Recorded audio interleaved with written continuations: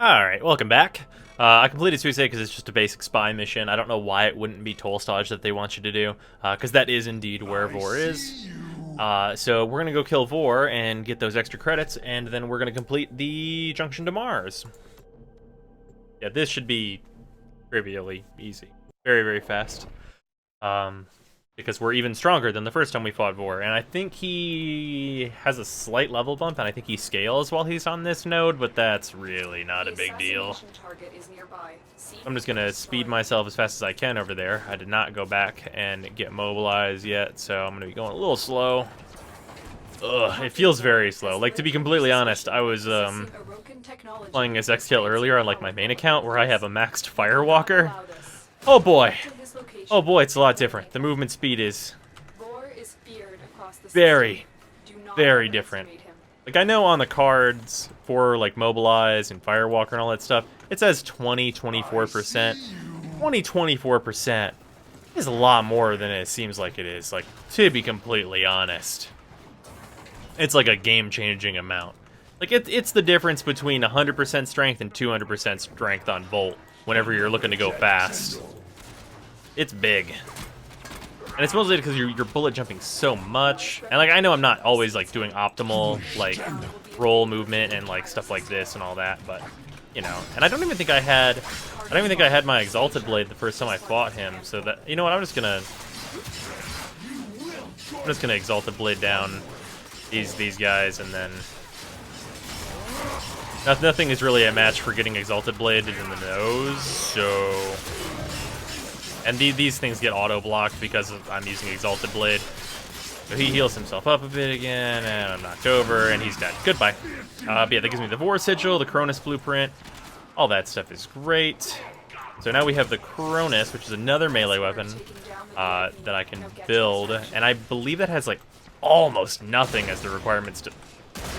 Come on now. Has the requirements to build it. So that's just going to be a free 3,000 mastery. Essentially, I'll just have to carry it around with me, which is not a big deal in the grand scheme of things. Although, I will say, I probably won't end up switching off this bow while I'm playing as Excalibur, so I might not switch to another melee weapon until Jupiter, whenever I can switch into Rhino. Also, I got the Seer Blueprint. Seer is like... It's kind of like a bad version of the Lex, honestly. Like, it's okay. It's fine. But I don't know. It's wonky to use. It's got travel time. It's got extra zoom, which is the thing that no one wants, or almost no one anyway. It's something. There's that. But yeah, there's 25k credits, which is a nice little bonus, along with getting the Cronus and all that some such. So we have that now. Yeah, that's one Morphic, Ferrite, Polymer Bundle. Very easy stuff. 75 Polymer Bundle. I already like just these amounts. You can tell. It's basically just the Morphic, which you can farm from Vor himself. And then we got the Seer here. You get the barrel and the receiver from Vor also, and he can drop Broken Cells, albeit very rarely. So you could get both the Seer and the Cronus there if you really wanted to, but you always get the Cronus. So that's nice. I probably won't build the Cronus right now, just in case I need the Morphics for something else, because I'm probably not going to switch anytime soon. But that is nice to have. Moving on, let's go crush this junction real fast. Alright, hey everybody. So, here's the deal. I'm just running, you know, like normal Maru mission, just like the weekly. But I figured I should start recording because I got some important things, and I was about to start recording anyway. I was just doing this real quick. So, I got continuity from one of the random crates that are just in the Void, which is one of the tile sets. You either get the Derelict or the Void whenever you get an Iatan mission. I got the Void, luckily. Opened some crates. I got continuity in here, and I got Hornet Strike in here, and I got Ghost, which is kind of nothing, because I don't have Shade right now, and it would be kind of nothing anyway. So that's just some Endo. And then I got some Amber Stars, Argon Crystal, and I'm going to get another Iatan here in a moment. But because I just got Hornet Strike, which is the main required mod for all secondaries in the game, that's pretty important. And then I got Continuity, which is a staple mod that is very, very good. So we'll be going over that stuff. And also, I was kind of saving this for the next time I started recording. You can see I have a cyst right now, which, you okay, bud? Which I'll show you how to get rid of. And we're just on our way out here. But yeah, the crates that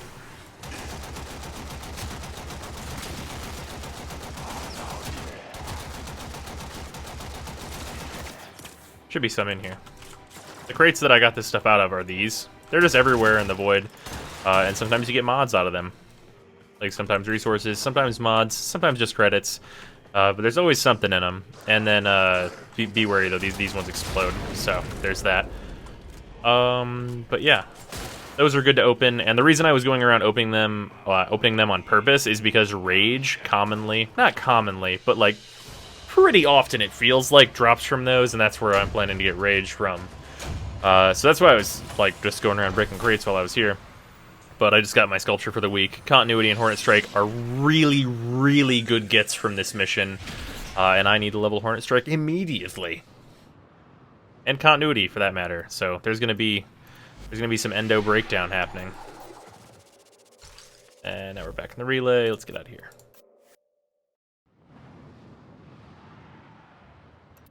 Okay, so before we talk about like getting those mods leveled and such, let's go in here. So this is the infested door, as it were. Helminth is in here, and he can get rid of your infested spore. So if you're a new player, don't really worry about this room until later. It's not really a big deal right now. So if you have a cyst though, and it's got the little like tendril thing coming out of it, that means it's fully grown, and you can just walk in here. And you can hang out, just get on here, and it'll cure this cyst. Or this will freak out, don't worry about that. Yeah, if you get a cyst on one of your Warframes, it'll get to fully grown, and then you can walk in here and get rid of it. And then also you can check out your rad aquarium. Look at the big fish. Alright.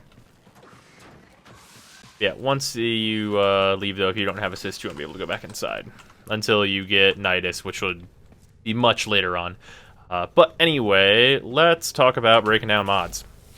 So, as I've said before, you can sell mods, but kind of the best way to get the most value early on is credits are pretty easy to come by. You can see I have 65,000. Doing those Maru missions will get you a good amount of credits each week, and then that's on top of whatever regular missions you're running anyway. So the thing you're really normally going to be hurting on is endo, so the easiest way to get that stuff is to just get rid of mods that you don't and won't need.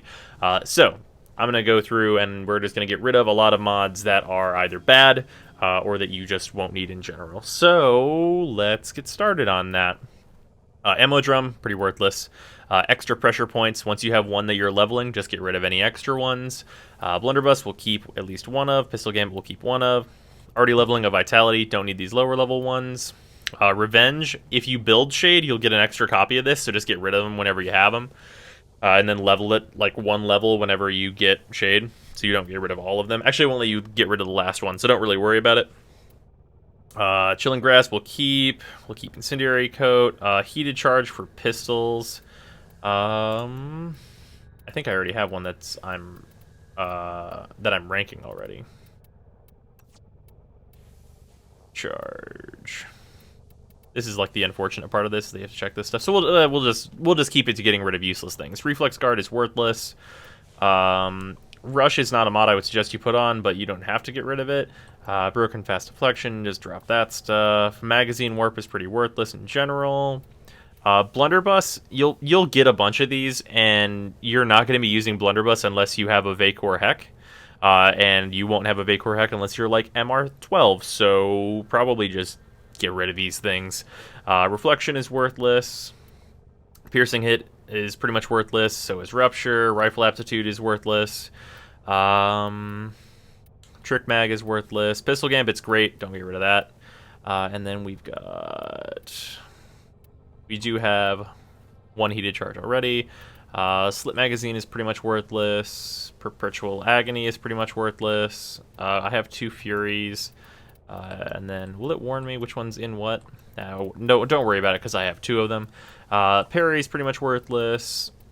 The Ghost, this will be given to you if you build Shade, so don't worry about any extras you have. Same thing with Swift Death. Melee Prowess is worthless. Might Grenier is not worth using. Sinking Talent is for dual daggers. Dual daggers are all terrible, so you don't really have to worry about getting rid of that. This is a Conclave mod, so I'm just gonna I'm just gonna turn that into Endo, because Conclave is, like, worthless. Why do I have these? Wait. Why? Where did I even get these? I didn't play any... Oh, I probably got them as drops whenever I was doing the Snowball event. Wonderful. Yeah, let's just get rid of those. And then anything else? That's probably good for now. So we'll dissolve that and get a little bit of endo out of it. And then we're gonna... So the more important of the two between continuity and Hornet Strike is Hornet Strike by a pretty large margin. So we're gonna want to rank that up at least 4 times. So four times it is. So we'll get that. And that is going to make an enormous difference on the Lex. So this is 100% extra damage, which stacks with our elements. So, just to properly show this, I suppose, this is going to end up costing 4 when it goes in here, and you can see this is 15% and this is 10%, which is 25% total, but that's not off of base... That's off of your base damage that's being amplified by Hornet Strike. So instead of this going off of purely your base damage, like just what you would normally have without Hornet Strike also amplifies how much your elementals are going to give you, which is why Hornet Strike goes on every single build. As you can see, it increases all of them to a great degree. So with that, radiation damage is what's going to be most useful to me right now as I'm fighting a lot of Grineer and such. But I'm not going to be too worried about changing elements anytime soon, and then when I can, I'm going to throw Ice Storm in here again, for obvious reasons. But yeah, that's significantly more damage than I was getting before, and it will be very apparent why Hornet Strike is in literally every build. And that also goes for Serration as well. I don't think I explained that nearly as in-depth or anything whenever we were talking about that before. Also, I put a couple levels into Stormbringer, which I guess is worth noting for a little bit extra elemental damage, since I don't have Serration too high yet. But yeah, and then otherwise, did I get rid of the Fury that was in this? I did not. Wonderful. And there's that. Okay, so now moving on, we need to punch our way through the Mars Junction, which should be trivial. Yeah. And then, since we don't have a lot of endo right now, I'm not going to worry about continuity for now. But I will level it when I get the opportunity, and then that will go into my build as soon as possible. Alright. So, that stealth challenge ain't happening. Get the Fragor blueprint from here. The relic segment, which we'll go over. Some Lith relic, that's fine. And the why would we... Okay, well, I get Codex scanners here, so I guess that's fine. And then we'll do the Arcwing quest, which is fine. I apologize, Ross. Alright. Yeah, that's what's... That's pretty much what's going to be going down for the foreseeable future in terms of Spectres.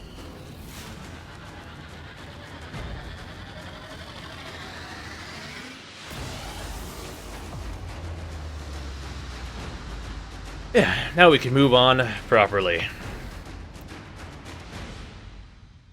make quite a bit of progress. Unfortunately, we're going to have to do the Arcwing quest, which is fine, but Arcwing has so little use during your main progression that it will be unfortunate. Yeah, now we can move on to here. We have to go to Phobos first, so we'll be moving through all these missions and such. And then I forget what the requirements are for these segments, which is the Sergeant on Phobos, select Krill and War, 300 Arid Grineer, no big deal, and refine a Void Relic at the console. So we'll have to do that, of course. Then we'll move on up here to Phobos, which we can already see. And then, yeah. Then we'll have access to the Void for real, which is when I'll go get Rage, which will be incredibly useful. But for the foreseeable future, relic stuff can happen now. So whenever you get this from that junction, just install it. Void relics. What a baffling concept. Ordis will try to understand void relics again. They say the contents of a relic are simultaneously this thing, or this thing, or this thing, but also that thing, and certainly never just one thing. That is, until until it's exposed to a void fissure.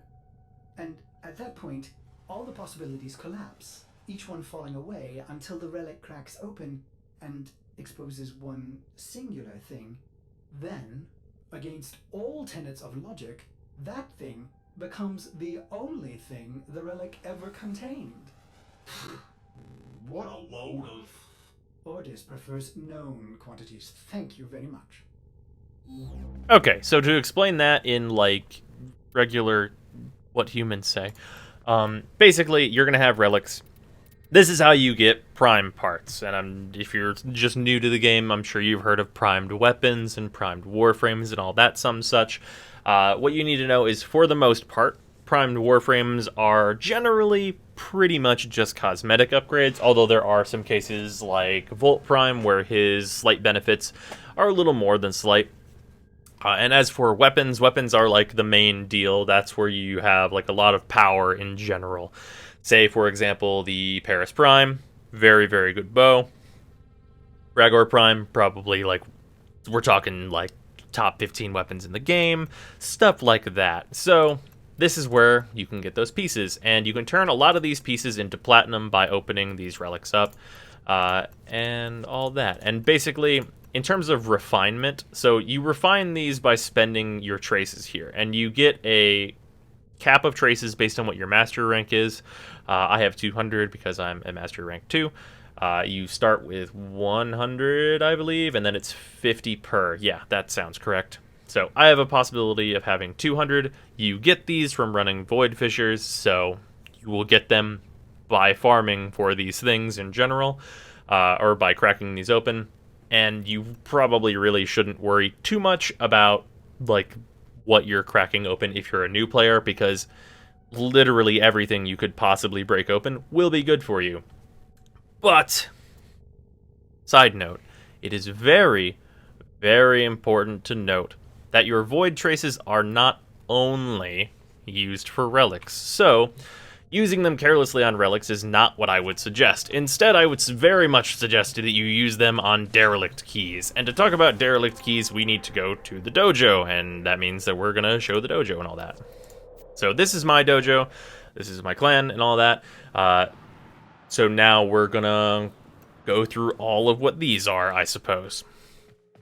So this is mine. They're all laid out a little bit differently, and if you build your own, you can lay it out however you want. This is where trading can take place, which opens up at MR2. So if I need to trade, that's a possibility for me. So making platinum for a player that is completely free to play is mostly going to be done through that. And in fact is pretty much only going to be done through that unless you're planning on doing it through real life referrals, which is, well, let's call it inconsistent. Otherwise, though, this is where we can do lots and lots of research. For example, right here.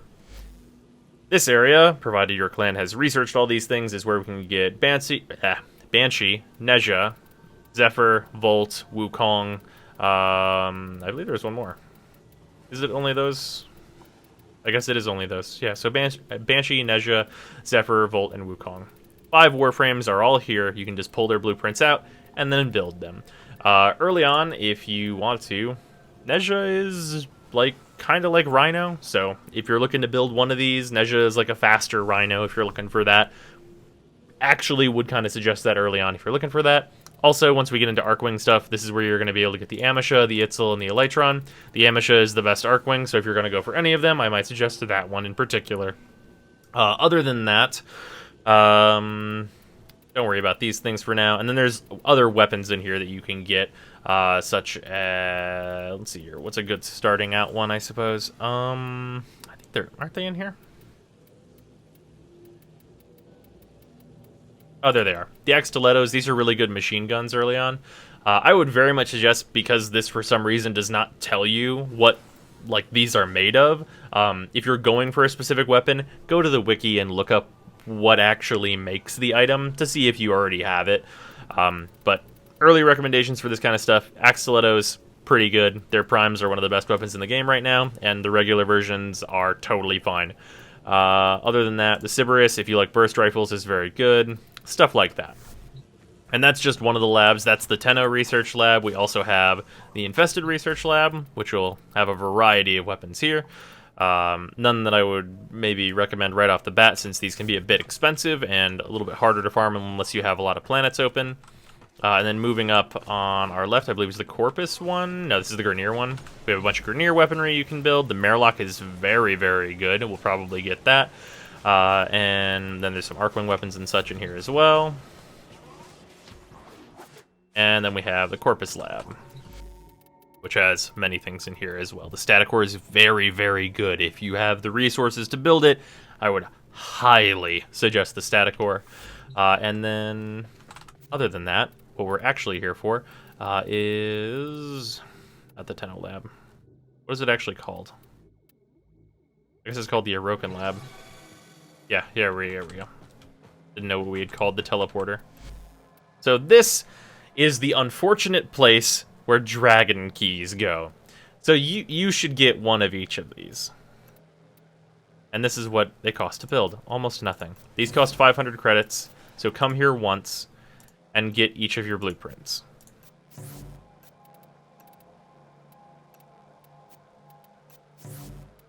And these are incredibly important. In fact, these are probably the single most important thing that can even be in a dojo. So, come here and get all your Dragon Key research, because you're going to need it. Like, clans can offer you all kinds of weapons and such, as we just went over, but the single most important thing that you should come to a clan to get are these Dragon Keys, because once you get these blueprints once, you'll have them forever. They'll just be in your orbiter for you to build at any time, and that's what you're going for. They moved those a while ago, and it's a little bit unfortunate where they moved them, because that whole research lab doesn't really do anything else as it stands right now. But once we have that, you can see that these require 10 void traces each, which is basically nothing. And they also require 250 ferrite, which is also basically nothing. These are incredibly useful, and you can use these to get corrupted mods. But we're going to do that a little bit later on once we're a couple more planets in. But that is how you're going to get corrupted mods, which are the most important mods in the game. So keep that in mind. Don't just blow your traces on whatever. So with that stuff out of the way, I guess I'm going to work my way through Mars and kind of kill everything and make note of any, like, good mods that I get. So I'll see you on the other side of that. I guess we're going to go to Olympus ASAP and kill that boss. He should be very easy. So I'll see you in a moment.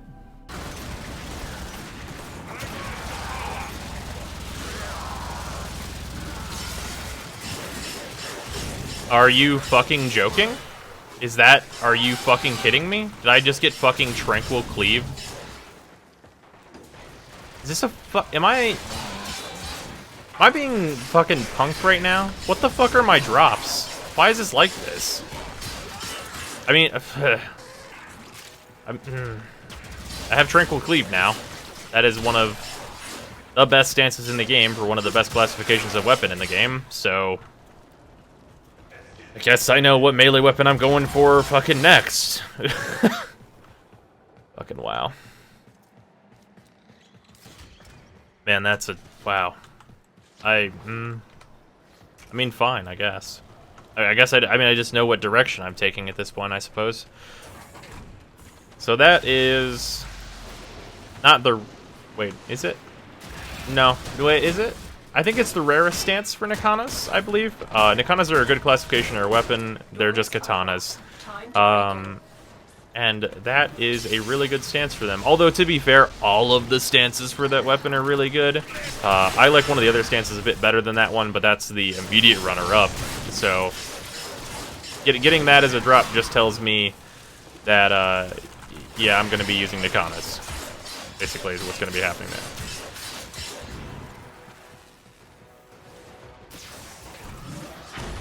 Are you fucking in a wall? There we go. Oh, that counted as a stealth kill, I'm sure.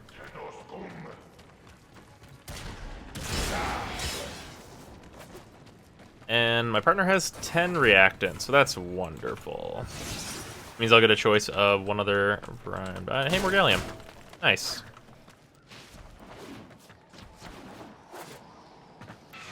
Alright, well that works out. Okay. Alright. Well, I have an Ash Prime blueprint now. I kind of wanted the common, but apparently my RNG is just going to be real fucking good, so that works. Another job well executed. Wow. Are you fucking kidding?